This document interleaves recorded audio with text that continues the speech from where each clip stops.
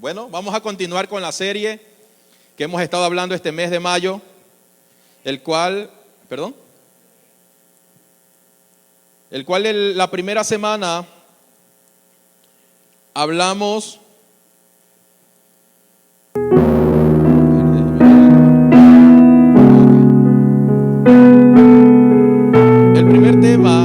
sobre dejar y cambiar. El segundo tema, que fue la semana pasada, hablamos sobre ir hacia adelante. Entonces, no podemos avanzar si algo nos está impidiendo. Entonces, es necesario dejar, es necesario renunciar, es necesario despojarnos de aquello. Y una vez que nos determinamos a ir hacia adelante, ya no podemos estar recordando lo que sucedió en el pasado, sino que el apóstol Pablo dice: vayamos hacia adelante, hacia el perfeccionamiento. Y cuando hablamos de perfeccionamiento, estamos hablando de madurez, estamos hablando de desarrollo. Y esta semana vamos a hablar sobre el tema salvación y madurez. Aunque muchos podemos decir, no, es que el tema de salvación ya lo escuché y creo que lo aprendí en la escuela de liderazgo, porque ahí nos hablan sobre la salvación, nos hablan sobre la oración, bueno, y muchos temas. Pero si nosotros creemos que la salvación tan solo consiste en que el Señor me sacó del mundo para llevarme al cielo, entonces no estamos entendiendo verdaderamente lo que es la salvación. Hay muchas personas que hasta la actualidad dicen: Señor, ven pronto porque ya no aguanto más en esta. Hola. Señor, ven pronto porque ya no puedo más con esta debilidad. Y eso es una doctrina escapista, tratando de escapar del lugar donde el Señor preparó para que los hijos de Dios manifiesten su reino inconmovible. Amén. Entonces, salvación no es habernos librado del infierno. Salvación no tan solo consiste en que el Señor me sacó del lodo cenagoso para llevarme al cielo y ya no lidiar con mis debilidades en la tierra. La verdadera salvación consiste en haber sido transferido, en el haber sido puesto en una nueva vida, en una nueva naturaleza, en un nuevo orden, en una nueva gracia que el Señor viene manifestando desde el principio. Y hablábamos la semana pasada y tocábamos este tema muy superficial sobre la salvación, donde muchos decían: bueno, ¿para qué hemos sido salvos? ¿Por qué el Señor me salvó a mí? Y tiene una definición, o tiene un concepto, un panorama mucho más claro de por qué el Señor extendió su gracia en cada uno de nosotros y nos hizo salvos. Aquella obra salvífica manifiesta en cada uno de nosotros. Entonces vamos a leer, por favor, en Primera de Timoteo capítulo 2 versículos 3 y 4. Primera de Timoteo capítulo 2 versículos 3 y 4. Porque esto es bueno y agradable delante de Dios nuestro Salvador, el cual quiere que todos los hombres sean salvos y vengan al conocimiento de la verdad. Repito, porque esto es bueno y agradable delante de Dios nuestro Salvador. ¿Qué es lo que es bueno y agradable delante del Señor? De que todos los hombres sean salvos, pero ahí no termina todo, y que vengan al conocimiento de la verdad. Si nosotros creemos que la obra terminó cuando fuimos salvos, entonces estamos entendiendo un mensaje a media. Porque es como aquel hombre o aquella persona que se esforzó por 5 o 6 años para poder alcanzar alguna profesión, Pero si esta persona con su profesión no la está ejerciendo, ¿en qué consistió haber estudiado 5 o 6 años?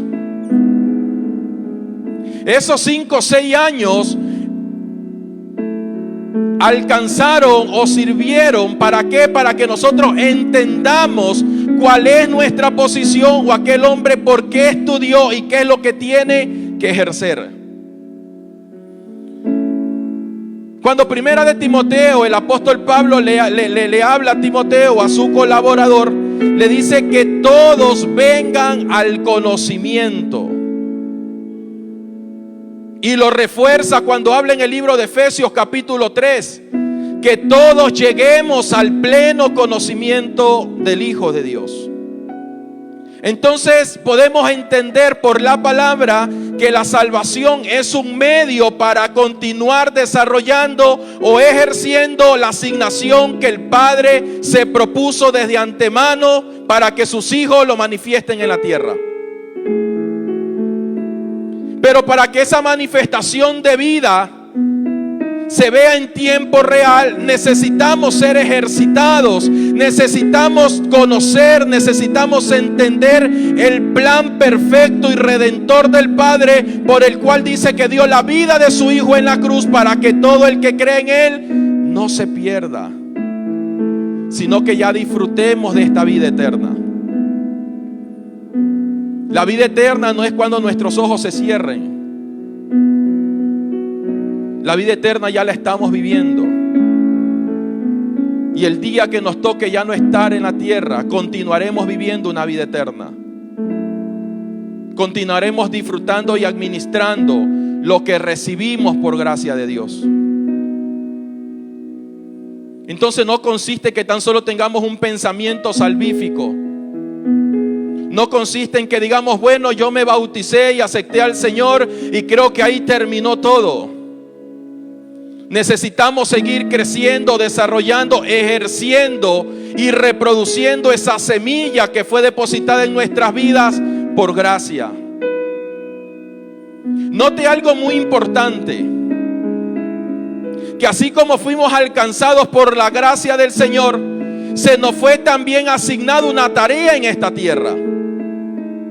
Porque la palabra del Señor no dice que unos que otros hombres sean salvos, sino que todo hombre halle salvación en el Señor. Y para que otras personas puedan vivir y puedan experimentar esta transformación de la salvación en la vida de ellos, necesita de instrumentos, necesita de un medio para que el mensaje de salvación también sea alcanzando a aquellas personas. Dile a tu hermano que está al lado, entonces el trabajo, la obra de la salvación no terminó en mí. Por favor, díselo, recuérdaselo al que está a tu lado. La obra de la salvación no terminó en ti.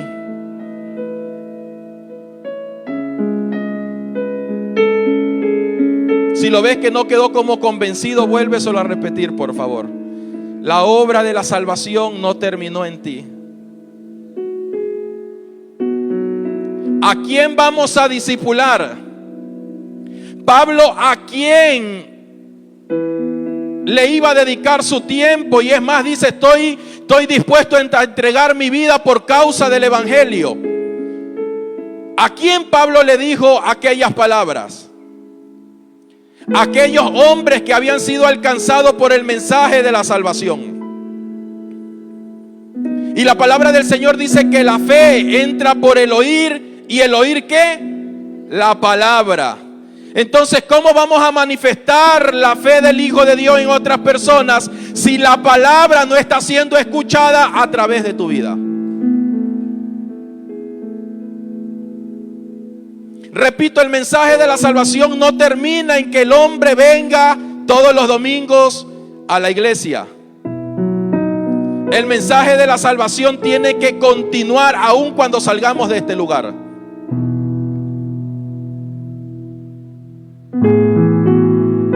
Es por eso que los apóstoles y la primera iglesia no descansaba, ojo, no descansaba de anunciar las buenas nuevas de salvación. ¿Por qué? Porque ellos no condicionaban el mensaje de la salvación a un lugar físico, sino que en todo lugar que ellos se encontraban, la palabra era manifiesta.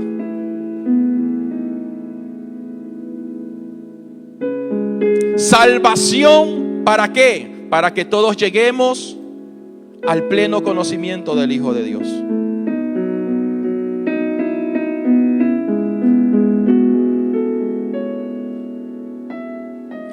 Hasta que todos lleguemos al pleno conocimiento del Hijo de Dios. Demos gracia de lo que gracia hemos recibido.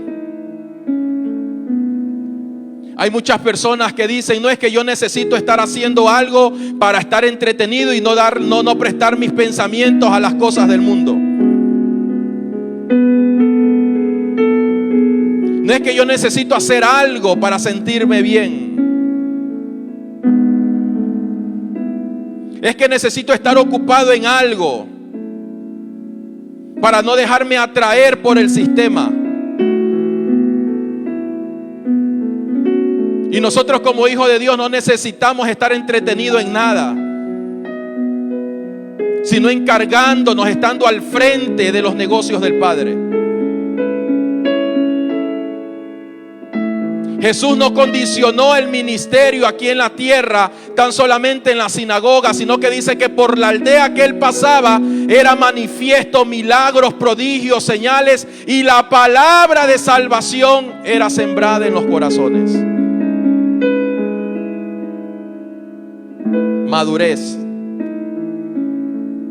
Administrar lo que tenemos. Ser hallados fieles administradores de lo que somos. Por eso es muy importante entender que la salvación me conlleva a ejercer la semilla que ha sido depositada en mí.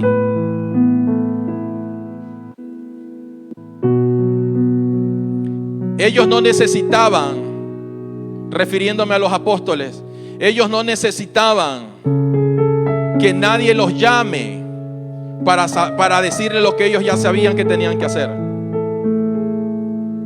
Ellos no necesitaban de líderes que estén atrás de ellos, imponiéndole o motivándolos a hacer lo que ellos ya sabían que era parte de esa nueva naturaleza que habían recibido en el Señor. Porque la vida era ejercitada. Porque la semilla que estaba improntada en ellos era ejercitada a través de las persecuciones, a través de las traiciones, a través de las crisis que les tocaba pasar. Y no era un asunto de masoquismo. Era un asunto de entender lo que eran o lo que el Padre los había hecho en Cristo Jesús.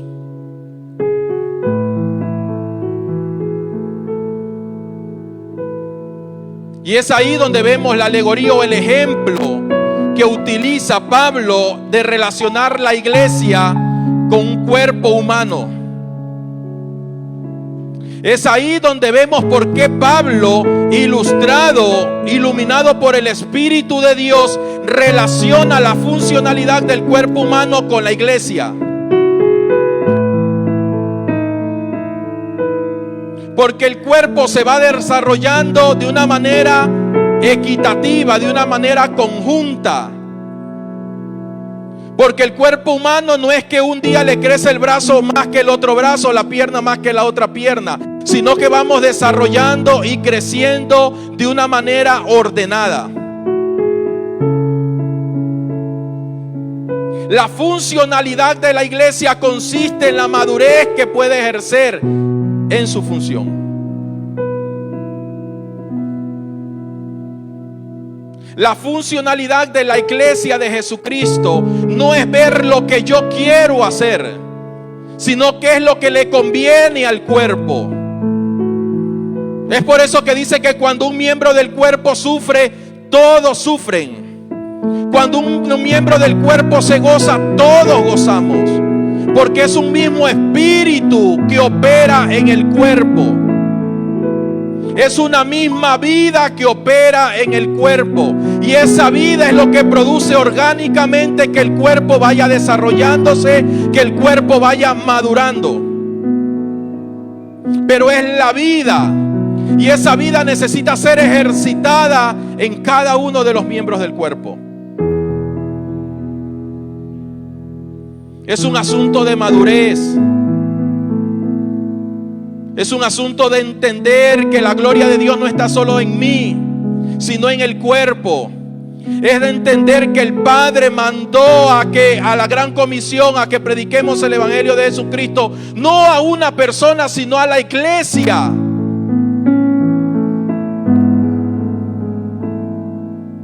La iglesia es omnipresente. Porque el mismo mensaje que se predica aquí en Ecuador tiene que ser predicado en Japón o algún continente asiático. Porque no hay dos evangelios. Porque Pablo, cuando le decía a sus colaboradores, no se trata de que hay otro evangelio, es el mismo, sino que cuídate de los que quieren torcer el mensaje.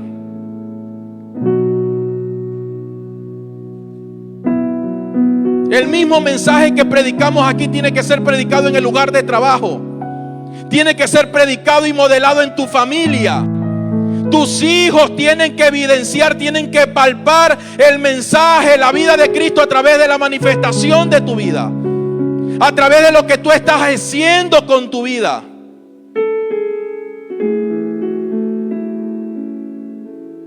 Es un asunto de madurez. Es un asunto de orden.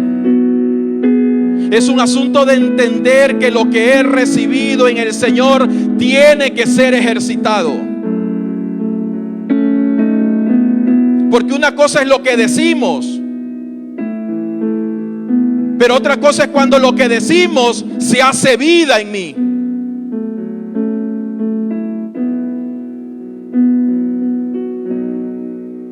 Lo que hablamos tiene que hacerse vida en nosotros.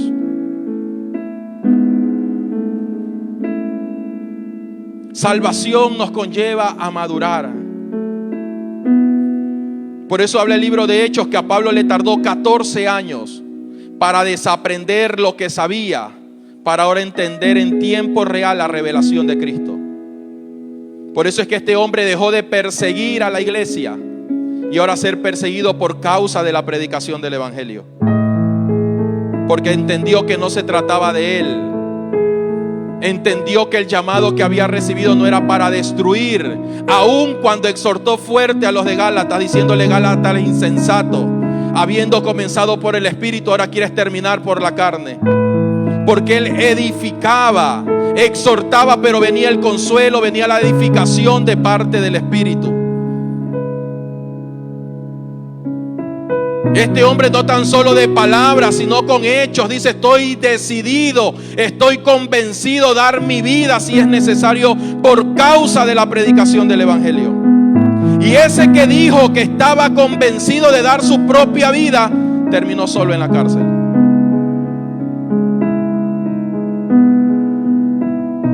Terminó tan solo que llegó a un punto de mandar a llamar a Timoteo. Timoteo, ven pronto, porque ya estoy en el hecho de mi muerte. Segunda de Timoteo. Este hombre que lo dio todo, este hombre que se gastó, terminó solo. Hoy en día hay predicadores o hay creyentes cristianos que creen que iglesia llena es sinónimo de éxito.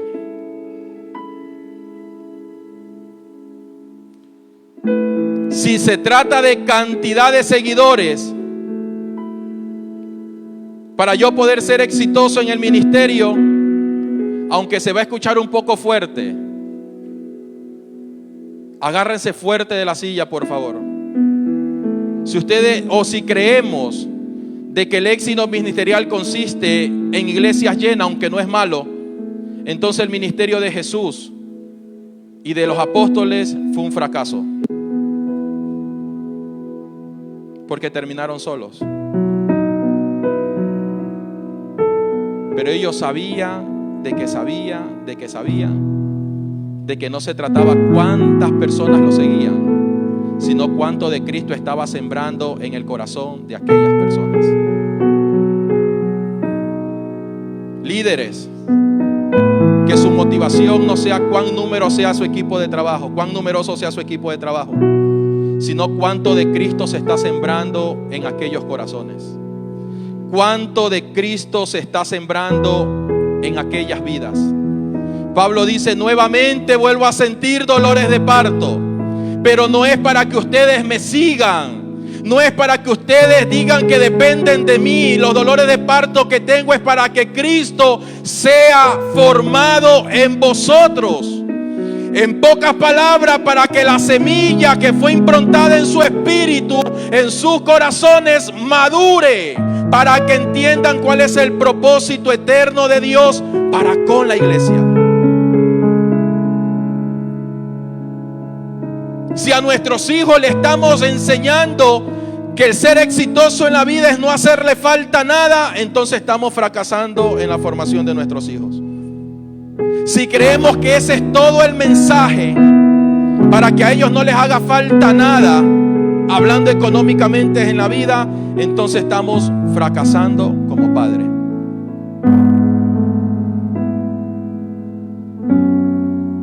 Él es nuestra centralidad, y todo lo demás os será añadido.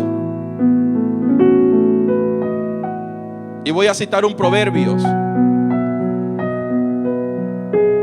donde dice que donde está nuestro corazón, está nuestro tesoro. Repito, es un asunto de madurez. No es un asunto de conocer todos los capítulos y versículos de la Biblia. Es un asunto de madurez de la vida, del conocer al Señor, de vivir en tiempo real su palabra.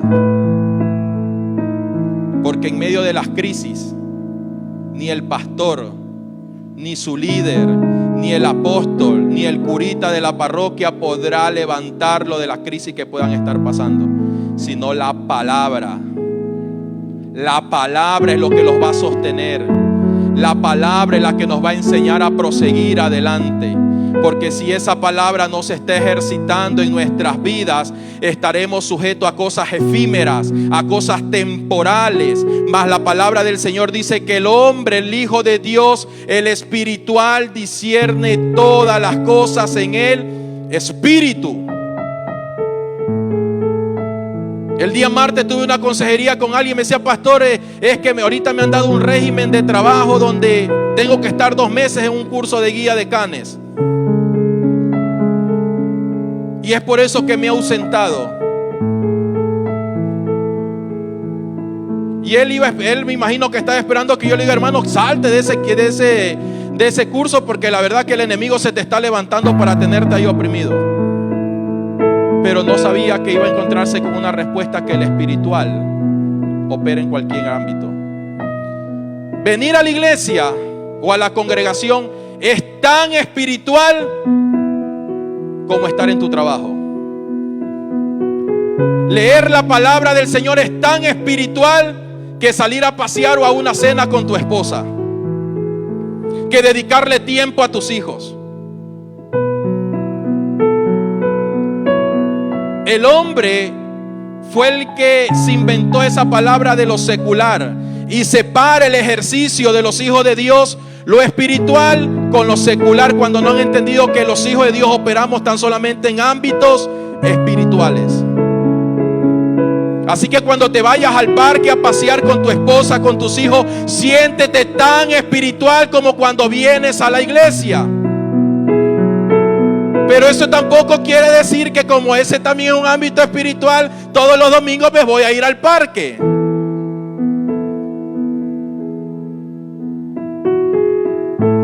tampoco vamos a decir, no es que como donde yo esté es un ambiente espiritual, ya los días jueves tan solo me llego a mi casa y me pongo a orar porque ahí es un ambiente espiritual. Dice que el cuerpo también se desarrolla y funciona orgánicamente, siendo uno. Porque es como tratar de decir que un brazo se desprenda del cuerpo y pueda funcionar solo. Así como oramos en nuestro devocional, así como oramos en nuestra comunión con el Señor privada, así también es tan importante que nos reunamos como un solo cuerpo en Cristo. Como un solo cuerpo en Cristo. Y no me quiero desviar del tema, pero es algo que ha venido inquietando muy fuerte mi espíritu. Y hace unas semanas atrás, una persona que tiene muchos años de ministerio, un hombre muy recorrido en las cosas de Dios, y él compartía algo y me decía, pastor, me dice, los hijos de Dios también podemos ser azotados por las tinieblas. Y eso me dejó como que me quitaron el tapete, hermano, me dejó como medio tambaleando. Y yo dije, los hijos de Dios pueden ser azotados. Y todos los días que oraba el Señor, digo, los hijos de Dios pueden ser azotados. El día miércoles, que ya dejamos a nuestras hijas en la escuela y todo, y regresamos con mi esposa, estábamos haciendo nuestro devocional, estábamos orando, terminamos de desayunar, y yo como que me quedé en blanco, no sé si ustedes la ven, pero como un éxtasis, así como que uno se desconecta de las cosas. Y escuché una voz tan fuerte en mi espíritu que me decía que los hijos de Dios no pueden ser azotados, sino que pueden recibir enfriamiento. Segunda de Corintios, capítulo 2, Pablo le dice a Timoteo, Timoteo, ven pronto, porque Demas se fue tras los deleites del sistema.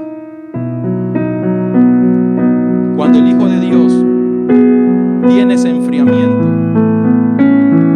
comienza a mirar como miró Pablo cuando quiso caminar sobre las aguas. Quitó su mirada del Señor, dejó de nutrirse de lo espiritual, dejó de recibir y ejercitarse en esa vida superlativa de Dios. Y cuando sucede aquello, el hombre comienza a mirar a todos lados menos al Señor, y comienza a darle más importancia a las cosas de afuera, sabiendo que el Señor es nuestra centralidad de todo. Y comenzamos a mirar la economía, y comenzamos a ver el trabajo, y comenzamos a ver el tiempo, y comenzamos a ver muchas veces nuestra casa como más importante que en cumplir con la tarea que Dios nos ha dado. Y eso no te quiero decir que lo de aquí es más importante que lo que ya nombré. Lo importante de todo es ser íntegro en todas las áreas de nuestras vidas. Eso se llama mayordomía. Cuando sabemos administrar todos los recursos que Dios nos ha dado, porque sabe que tenemos la capacidad y el poder para poder cumplir con lo que el Señor nos ha encomendado. Cuando el hombre de Dios o cuando el creyente está en ese estado de enfriamiento, vive una vida limitada, no desarrolla, se estanca, vive quejándose, no le alcanza el tiempo, reniega de todo, que si porque amanece renegó, si anochece renegó, y comienza a mirar y tratar de solucionar sus problemas, sus adversidades en su propia fuerza. Y es tan similar como cuando un hombre está en eso, como en las películas, esas arenas movedizas, que el hombre cuando se esfuerza por querer salir es cuando más se hunde. Pablo lo define en dos palabras: deslizados de la gracia.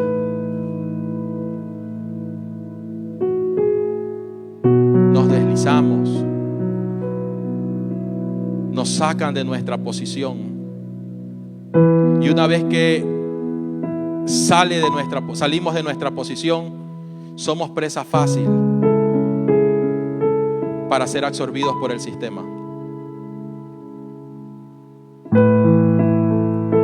Porque si recibiéramos azote, en vano Cristo murió en la cruz.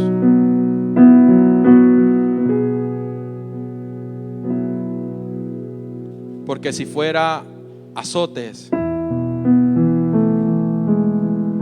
la cruz no hubiese sido el término, el fin de lo que estaba sujeto a servidumbre a este punto. Necesitamos entender quiénes somos en el Señor. Necesitamos administrar lo que tenemos en el Señor o lo que hemos recibido en Él. Necesitamos administrar con madurez lo que el Padre nos ha entregado. Aprendamos a administrar cada área de nuestras vidas. Aprendamos a ser mayordomo de nuestras finanzas. Aprendamos a ser mayordomo de nuestros hijos, mayordomo del matrimonio, mayordomo de lo ministerial, porque tenemos la capacidad para administrar cada área que se nos ha sido encomendada. No fue de nosotros ser competente, porque dice que el Padre nos ha hecho, que Dios nos ha hecho ministros competentes del nuevo pacto. Es Él el que nos ha hecho. Y si Él nos hizo, es porque Él sabe que tenemos la capacidad, el poder, la autoridad para poder cumplir con lo que se nos ha sido encomendado. Con lo que se nos ha sido encomendado. Porque ya no vivo yo, mas Cristo vive en mí. Es su soberanía, es su mayordomía, es su naturaleza absorbiendo nuestras vidas, para que nuestros miembros ya no los prestamos para la injusticia, sino para que ahora vivamos en esa justicia de Dios,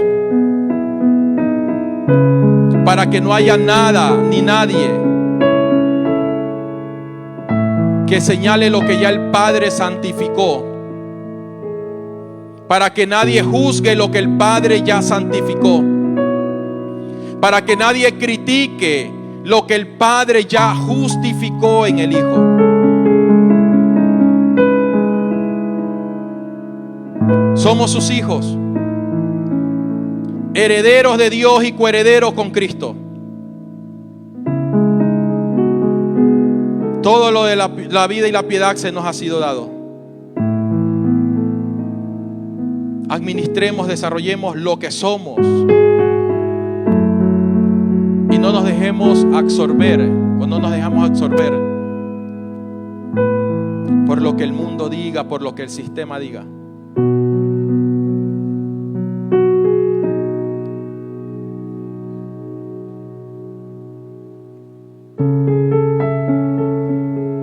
Dos puntos que están imperando y quieren tener en servidumbre al hombre.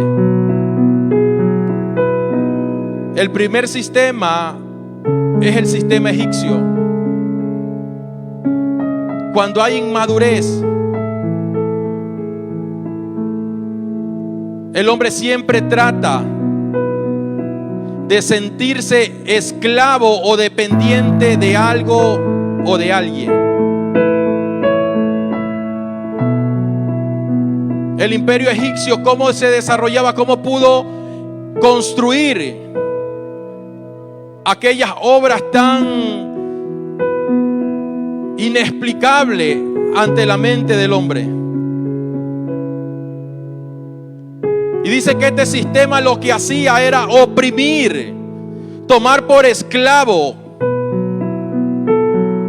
para que de esa manera lo haga trabajar y desarrollarse de una manera codependiente al sistema en el que vivía.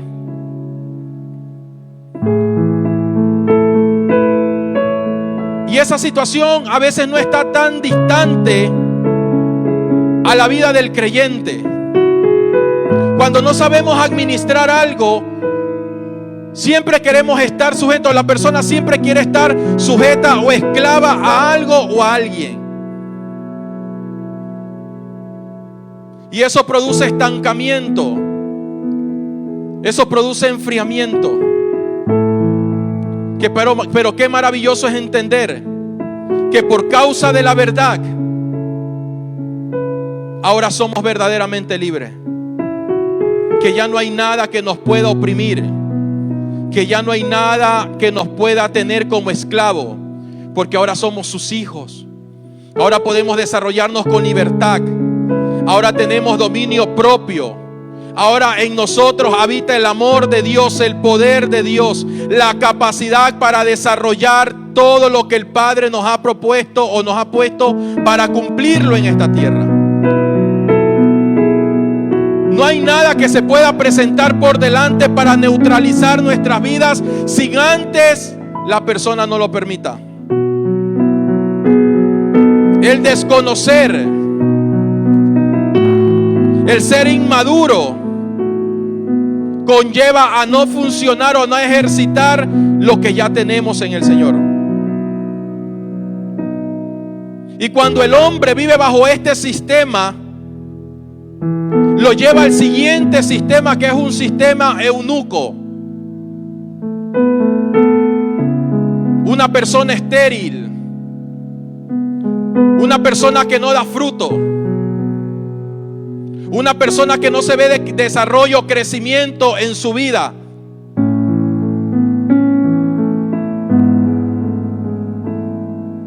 Y no podemos decir que esto tan solamente acontece con la gente de afuera. Esto suele suceder también aún con personas que vienen los domingos. Personas que andan con una Biblia debajo del brazo. Decía alguien por ahí, el pueblo de Israel, aunque fue liberado de Egipto, pero su mente todavía estaba esclava en Egipto. Personas que todavía siguen estando esclavas a actitudes, a pensamientos.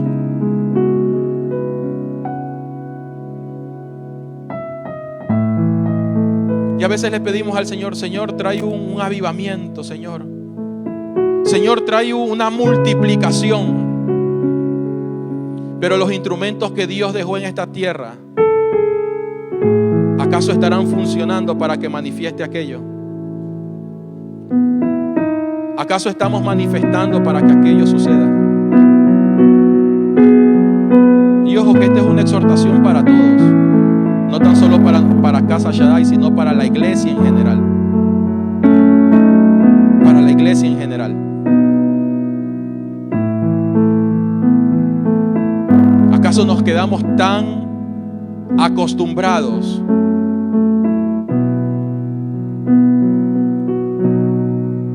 a lo que la pandemia produjo en la vida y en el corazón de muchas personas? A estar confinada, no tan solo a un lugar físico, sino confinada a pensamientos, a costumbres, a patrones de conducta. Y es por eso que muchas veces nos vemos como que no desarrollamos, como que no crecemos, como que hacemos o queremos hacer mucho, pero a la vez no hacemos nada. Y eso no tiene nada que ver con el diablo o ataques de Satanás.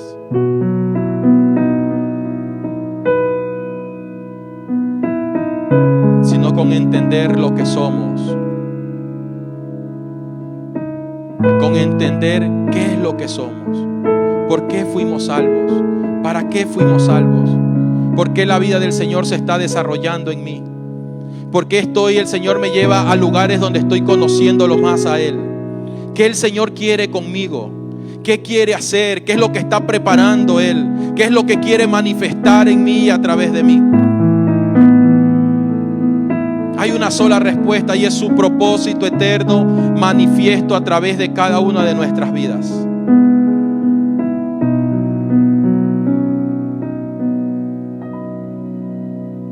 Que sigamos desarrollándonos orgánicamente, que sigamos creciendo, que sigamos compartiendo, que sigamos preocupándonos por lo que le pasa al que está al lado mío, que sigamos siendo más empáticos con la persona que está a mi lado,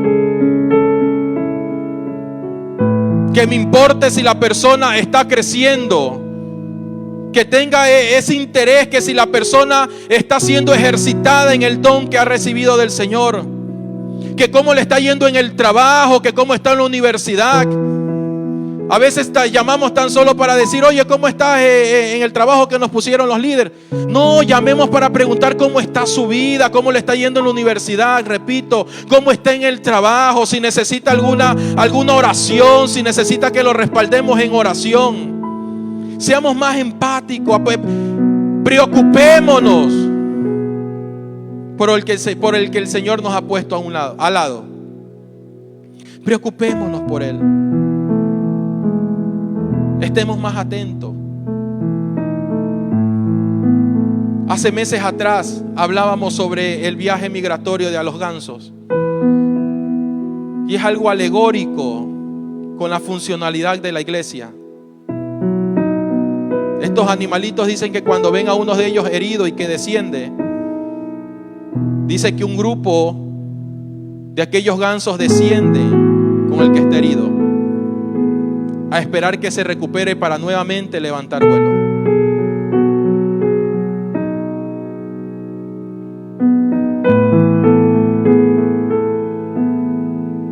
Ese es un ejemplo de vida que Dios pone en nosotros. De que no tan solo nos preocupemos por lo que estamos viviendo, que no tan solo nos preocupemos por lo que estamos necesitando, sino que también tengamos ese interés de saber cómo está con aquella persona que trabajo, de saber cómo está aquel hermano, aquel compañero. ¿Será acaso que uno de ellos están a punto de tomar la decisión de suicidarse, pero necesitan a alguien que los escuche? En cierta ocasión alguien me dijo, y no era conmigo, sino que una conversa, y me decía, pastor, estaba tan mal, pero tan mal, que un día alguien me llamó y tan solo me dijo, te escucho. Y a través de esa llamada telefónica me desahogué, saqué todo lo que tenía en mi corazón. Y esta persona no me dijo una sola palabra, solo me escuchó.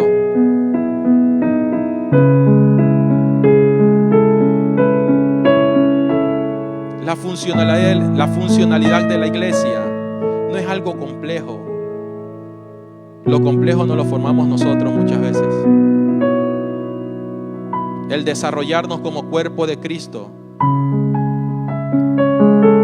no consiste en cuán elocuentes seamos, sino en cuán efectivo estamos haciendo con lo que Dios está hablando a nuestras vidas. Cuán efectivo estamos siendo. El servir es una oportunidad de gratitud. Poder servir a otras personas es una respuesta de amor de parte de Dios para nuestras vidas.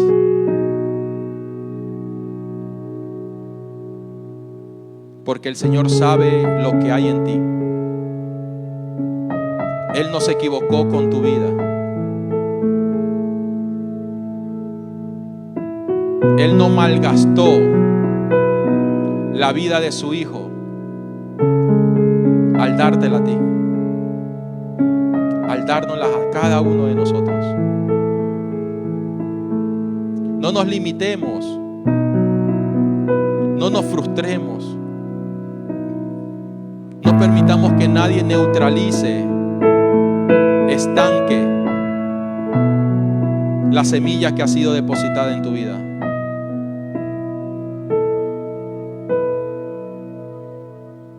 Sino que aquella semilla sea ejercitada en medio de las pruebas, en medio de las adversidades, pero que la tarea sea de llegar a la meta, de ir hacia adelante, de entender que tengo una tarea en esta tierra y que no la puedo desperdiciar.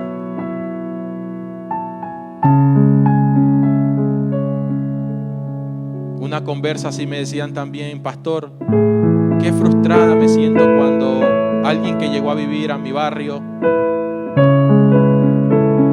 después de un tiempo le tocó cambiarse y nunca le hablé del Señor. Y el predicar la palabra no tiene que ser una carga, sino un deleite.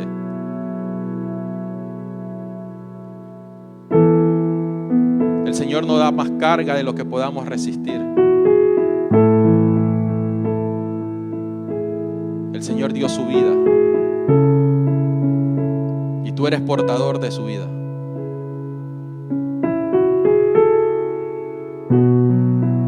Que valoremos y aprendamos a administrar los recursos que Dios nos ha dado en todo tiempo, en todo lugar, hacia toda persona,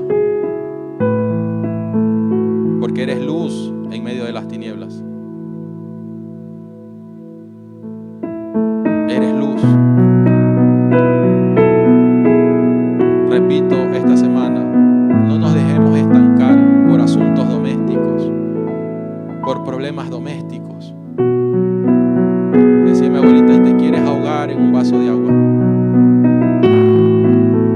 Y a veces nos queremos ahogar en un vaso de agua.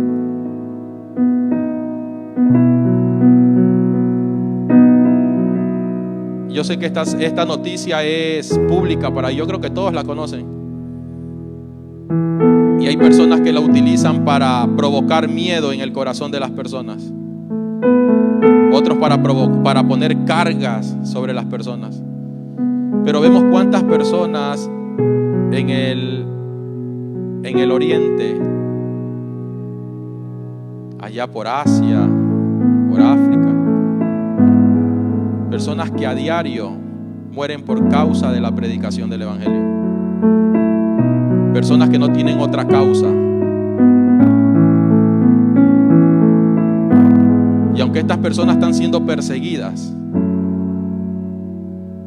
y aunque estas personas saben que en cualquier momento sus opresores los llegan a detener, ellos saben que a lo único que los van a llevar es a la muerte.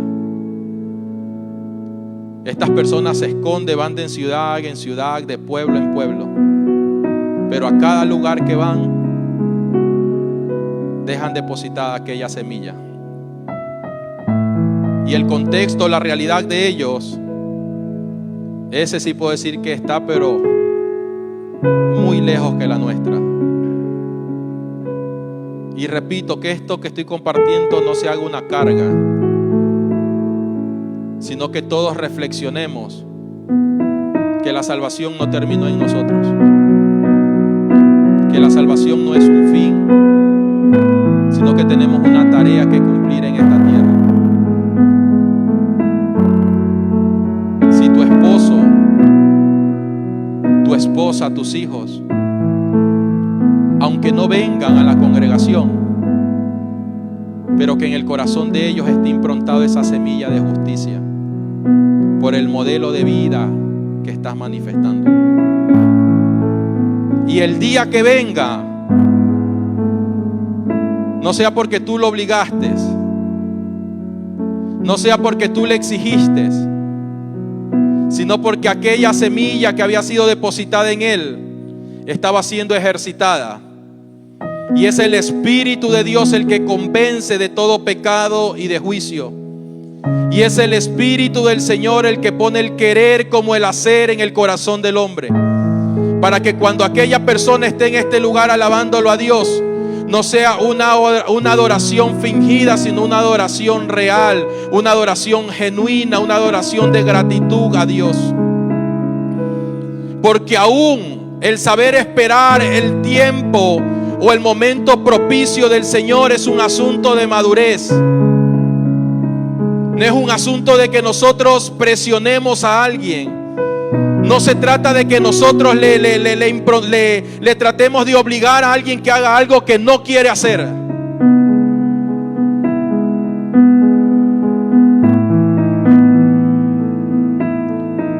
Porque si no, la iglesia estará llena de neófitos, de gente inmadura sin carácter. Pero cuando la vida del Señor, la vida del Espíritu es la que obra, la que opera en el corazón del hombre, nos encontraremos con hijos maduros, con hijos con carácter, con líderes que a pesar de la crisis que esté pasando sigue avanzando, sigue prosiguiendo a la meta, porque sabe que el fin no es este lugar, estas cuatro paredes, sino de poder cumplir con la asignación que Dios nos ha entregado. Madurez consiste, para finalizar, en saber sostener y administrar lo que por gracia hemos recibido.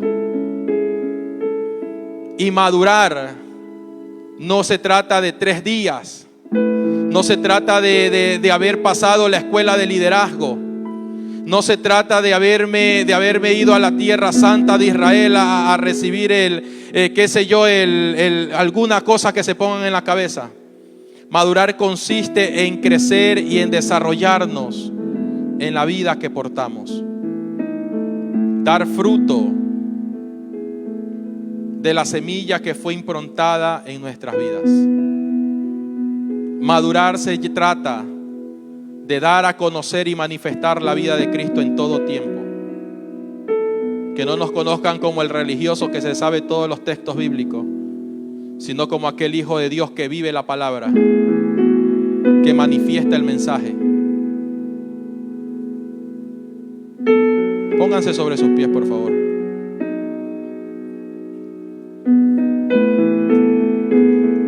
Sabemos todos que este mes de madurez espiritual no ha habido tanta bulla, no ha habido tanto, temblor en el cuerpo, porque no se trata de dejarnos llevar por la vía de los sentidos. Se trata de que aquella semilla comience a crecer y a madurar en nosotros. Y eso es ser perfeccionados, ir siendo perfeccionados. Que lo que estamos recibiendo, lleguemos a nuestra casa y reflexionemos. Que lo que estamos aprendiendo, lleguemos a nuestra casa y lo compartamos con nuestra esposa, con los hijos. De que veamos manifiestos los dones, el talento que Dios depositó en mis hijos, que Dios depositó en mi esposa, que Dios depositó en mi esposo. Valorar los roles, valorar la función del esposo, de la esposa, de los hijos en el hogar. No se trata de tan solamente venir y escuchar, se trata de que lo que estamos aprendiendo sea puesto por obra, se haga vida en nosotros. Porque si no, será un mensaje más que escuché o que me entró por un oído y me salió por otro. Se trata que la palabra se ejercite en nosotros.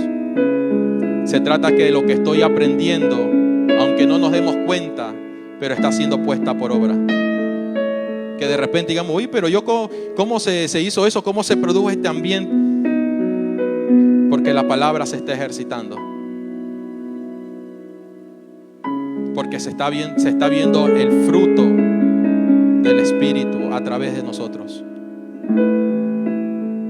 Que seamos como aquella aldea de los bereanos, que no se quedaron conforme con lo que Pablo enseñaba en la sinagoga, sino que dice que este grupo de hombres llegaban a sus casas, a sus aldeas, y comenzaban a escudriñar diligentemente, comenzaban a escudriñar con responsabilidad, para ver que lo que si Pablo había dicho era de Dios.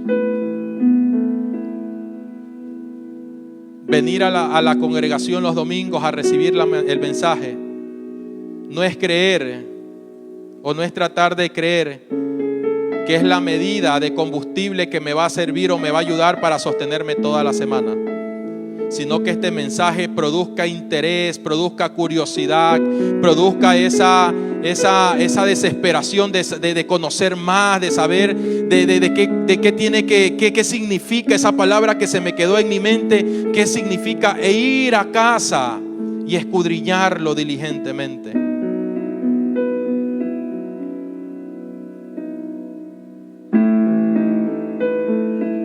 Prosigamos a la meta, pero no siendo un niño, sino madurando,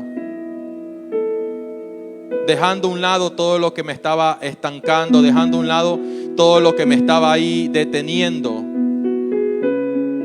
Que prosigamos a la meta, que avancemos, que nos desarrollemos, porque el Señor quiere que todo hombre sea salvo y que todos lleguen al pleno conocimiento. Al pleno conocimiento. Padre, en el nombre de Cristo Jesús, Señor. Padre, te damos gracias, mi Rey. Te damos gracias, precioso Dios, porque necesitamos, Padre, despertar. Necesitamos, Señor, volver a mirarte a ti, mi Rey. Crecer, Señor, en esa naturaleza que se nos fue dado por gracia, mi Dios. Necesitamos seguir avanzando, necesitamos dejar todo lo que me estancaba para ahora seguir hacia adelante, mi Dios. Padre amado, necesitamos funcionar no individualmente, sino ahora como un solo cuerpo, Padre. Porque aunque operemos, Señor, en diversos dones, pero dice tu palabra que el Espíritu es el mismo, Señor. Que la palabra es la misma, mi Dios. Que el cuerpo está sujeto a la cabeza, que es Cristo, Padre. Precioso Dios, te damos gracias. Porque todo lo que proviene de ti, Señor, enriquece y no añade tristeza.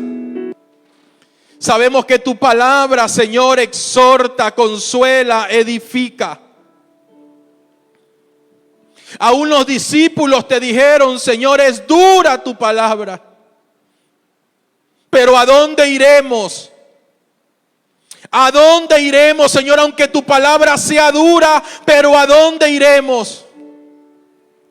Si tan solo en ti, Señor, tan solo en ti hay vida eterna, Padre. Tan solo tú tienes palabra de vida eterna, Dios. Padre, que tu palabra todos los días, Señor, se haga vida en nosotros, papá. Que el conocer tu palabra no tan solo consista, Padre, en leerla, sino en vivirla. En manifestar lo que tú nos estás revelando, en demostrar, en experimentar lo que tú nos estás revelando, Señor. Así como tu vida está creciendo en nosotros, también necesitamos unirnos para crecer en número, Padre. Para que todo hombre, Señor, halle salvación en ti. Para que todo hombre, Padre amado, Señor, seamos llegando al pleno conocimiento tuyo. Señor, esa tarea no es del vecino, esa tarea es mía. Esa tarea es nuestra. Tú nos hiciste salvos, Señor. Se manifestó aquella obra, Señor, salvífica, papá, para que todos lleguemos, para que todos cumplamos, para que todos nos ejercitemos, Señor. Para que en todos haya ese compromiso, esa madurez.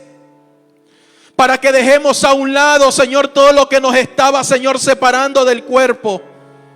Que renunciemos todo lo que me estaba separando del cuerpo, Padre. Que nos despojemos de todo lo que nos estaba separando del cuerpo, Dios. Espíritu Santo. Espíritu Santo, gracias. Aleluya. Yo te invito a que adoremos a Dios. Que adoremos a Dios. Que nada te distraiga, que adoremos a Dios. Si hay en el lugar donde estás, quieres quebrantarte. Si hay en el lugar donde estás, quieres hacer silencio. Pero tú y Dios, tú y Dios, tú y Dios.